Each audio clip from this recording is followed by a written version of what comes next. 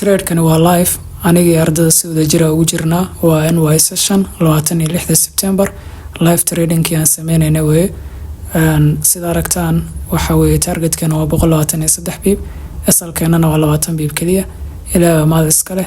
waa maalinka ugu dambeysay dabcan weegaani asbuucan kasta waa asbuuc inoogu xumaa bishani oo 3 xisal aan qaadanay haddana ilaa maadiisa waxa weeye trade-kan kaliya baan dhammaan 3 xisal aan qaadanay recovery ugu sameynay waliba aan profit dheeri aan ka helnay ilaa maal iska leh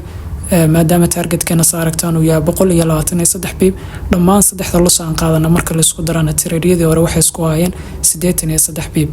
marka sida aragtaan hadda almost 106 bib oo profit oo noo wada trade-kan hadda insha Allah full target-keena waa qaadanayna shaki badan kama qabo haagaan waa la qaadaya waliba very strong bullish waan ka rabnaa insha Allah isagana TB-ga naga saari kara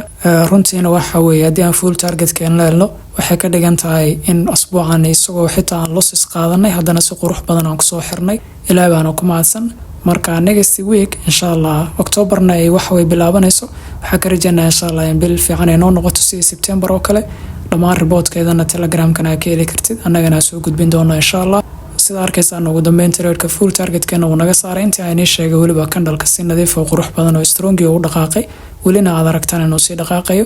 so live stream-keena intaas ku eegaya nabadgelyo